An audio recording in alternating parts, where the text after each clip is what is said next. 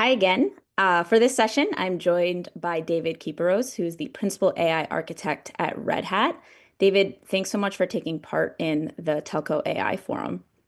You're welcome. Happy to be here. Let's kick off by pretty much asking the headlining question here, which is what does an optimal adoption pathway for Gen AI look like for CSPs, and where should they start? I would say in general, it's a very difficult pathway for CSPs. AI is a fast-moving object in the world of technology, so it is a big challenge.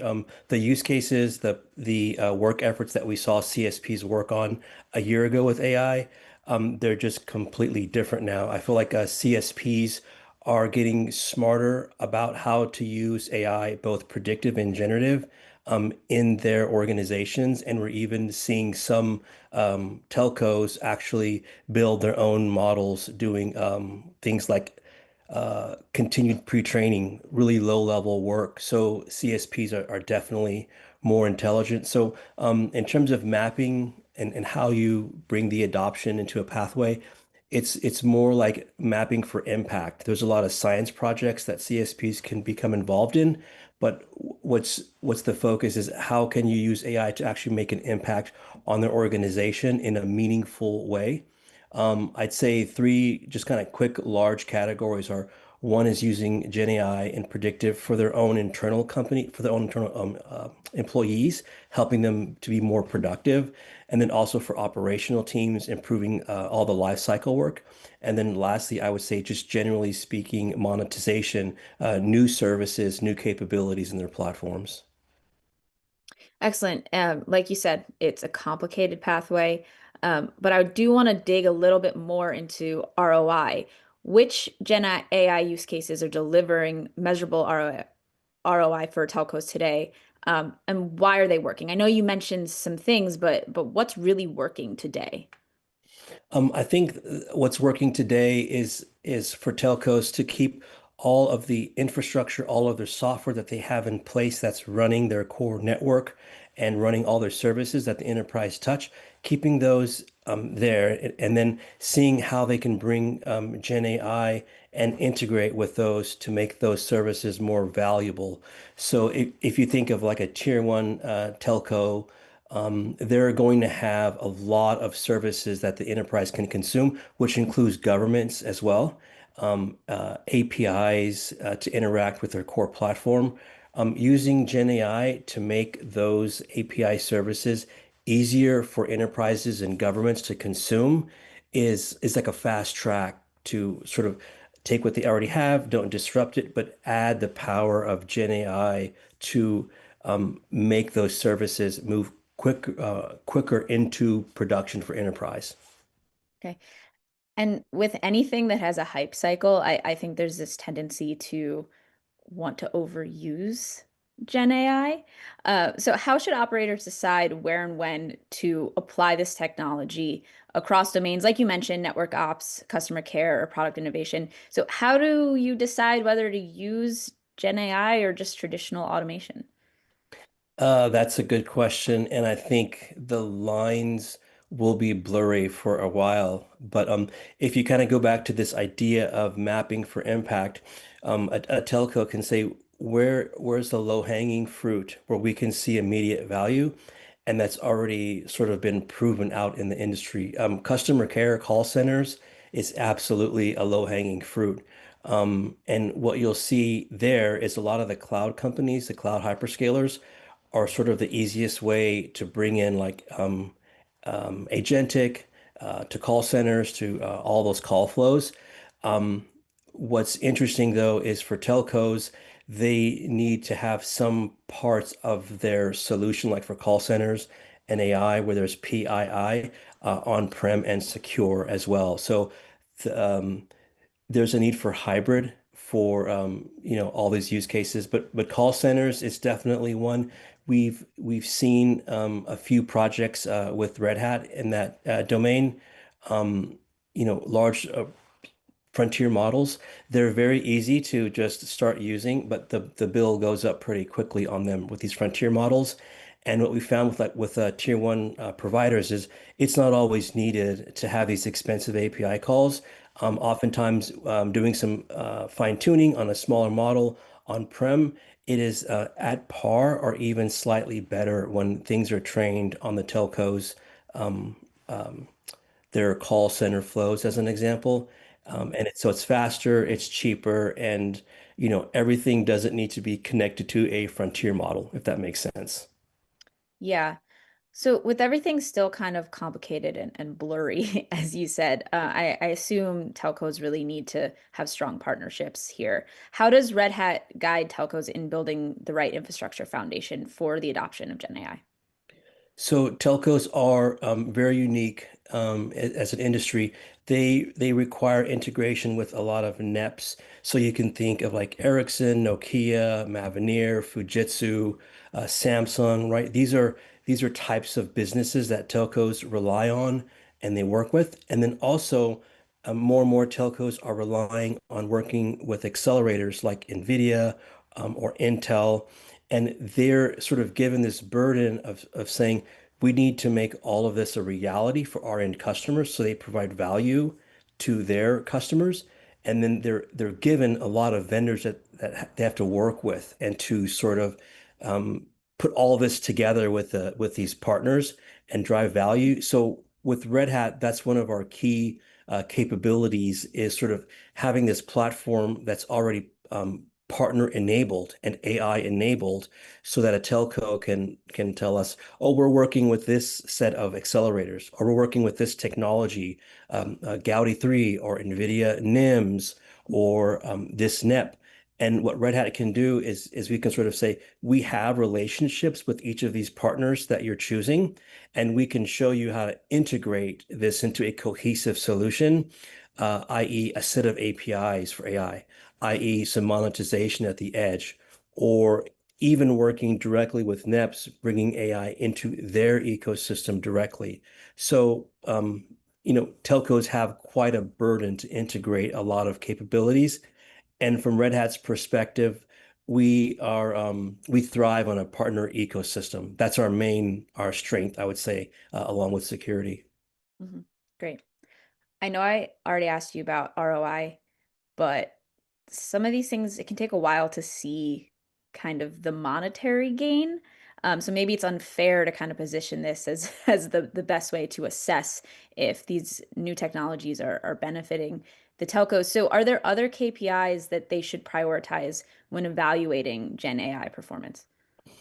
The kind of the lowest level KPI is whatever partner that they bring into the AI stack does need to perform and it needs to perform at scale. So the way that this is commonly measured are things like time to first token, or even like the how much throughput you can give on a stream of data, like through a specific protocol like gRPC. Yeah, so you've got data flows, you've got APIs, you have time to first token. These are sort of like infrastructure KPIs, but in a broader sense, the KPIs I think really matter to a telco are bringing value to the end customer so that if a telco develops a new service like for healthcare or for legal or for extraction industries, that whatever service the telco brings, their end customer in the B2B, that last B, finds value in the service from their KPI perspective. And this is the KPI story along with ROI. It really comes down to a service provider saying, do I have services that help drive other organizations' revenue? And if so, how can I make my services sticky? Because the end customer has a lot of choice to use these services that a telco provider has, or the cloud, or their own in-house solution. So the telco needs to be able to drive their value. And the key is something that telcos have struggled off and on over the years, and that's aligning these new services to the telco's own services that come from their like 5G core or RAN or edge. So it's really important for telcos to have alignment. So these new AI services should be integrated in what the telco offers themselves, so that their end customer can say, "Oh, this is a really helpful service, and it makes it easy for me to consume these other telco services that we're using, bandwidth on demand, IoT, things that are more vertically specific, and that will help drive value to the telco's end customer." So I think that's the real key for KPI. It's not just performance, it's not just low-level KPIs, but it's KPIs, ROIs, and then ultimately end value to making a difference in their customers, if that makes sense. Yeah, absolutely. Can you talk to me a little bit about the value for telcos running open source small language models? Absolutely. I kind of touched on this earlier with the customer care example, but when you look at the speed of innovation that's happening with AI, even if you just like Google around for some, hot technologies in anywhere in AI, just to see what's out there, it's going to fall on open source and Linux. This is just kind of the way the industry is moving. So Red Hat's core strength is open source and Linux. And what we've done is we've taken that core strength and we've essentially built a platform, an MLOps platform on top of that core strength. And so you can think of Red Hat OpenShift AI being the scale. How do you scale MLOps? And then you can think of things like Red Hat Enterprise Linux AI as how do you get started with a small workload for a dev environment. And then these two can act like one during the development cycle so that you can deploy really from an individual server where you pick your own accelerator to a large cluster where you can scale. And the reason this is important is because getting back to that, Google it story, all of these different platforms that you see out there for AI are open source and Linux based. They they fit very nicely on top of these two pieces of our platform that I've been sharing.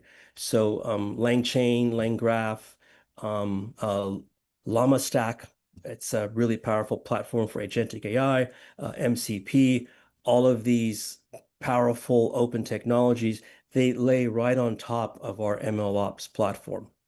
Mm, okay.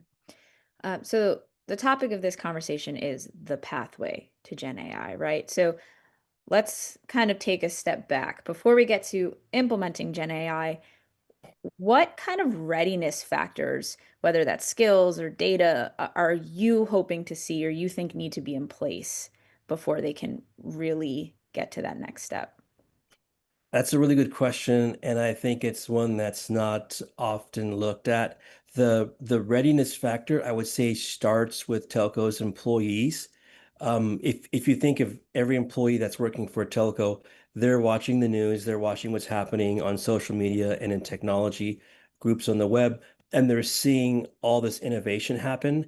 And I think those employees that work for the telcos, they need to be given tools to be empowered to start using some Gen AI capabilities in a safe and secure way that helps them to become more productive. Because these are the people that telcos are going to rely on for operations, for actually growing their infrastructure. So enabling those people, I would say, is priority number one. And with that comes a story about not replacing people, but using AI for good, using AI to help enable them is a big important thing. And then the second thing is about data. So Gen AI and AI in general, uh, it needs to be prepared. It needs to be put together in such a way where you can make the data that's in a company, in a telco, usable by a Gen AI for different use cases. And that isn't the case today. A lot of times you have existing architectures with these really large data lakes, from 5 or 8 years ago when that was extremely the popular motion. And then you have these different ETL options. We might need to start thinking about a new way to manage data that's Gen AI friendly. And that also means data that these employees will consume to be more productive. So yeah, I hope that helps. Yeah, absolutely. Um, okay, so for our last question here, because we're getting close to time, what does Gen AI as a service mean in the telecom context? And how can CSPs kind of strike that right balance between customization and scale? That's a really good question. GPU as a service, oftentimes it's very confusing for a telco because there's part of the telco groups who say, let's just offer like inference at the edge. What you run into with that scenario is where's the value for the telco? Because anyone in the enterprise space can go use some GPU as a service anywhere that's on the internet. And there are a lot of services like that. So I think striking the balance, like you said, is offering, let's say, an inference service that can be deployed by the telco, but it's integrated into the telco's core value proposition. So if a telco has, let's say, a service that can be used in healthcare or in IoT or in bandwidth on demand, a litany of these services, when those are integrated with the actual deployed inference, I think it will make more sense for enterprises to partner with telcos rather than just saying, we also have a GPU as a service like everybody else does. That integration is key to show the value that the telcos bring. And then also, there's a lot of concern about data leakage outside of countries, and countries are wanting to keep a lot of their AI capabilities in country. Telcos are strongly positioned as being a trusted partner for keeping that AI-centric data in a data center that resides in country. Telcos have been known to move very slowly in certain emerging technologies, but this is a really good opportunity for telcos to pivot and show that they can move towards a way to deliver AI services in country and guarantee that security. That this is an opportunity for them, I believe. Great. I think that's a perfect place to end on Gen AI being an opportunity for telcos, right? So, David, thank you so much for this conversation and for your insights.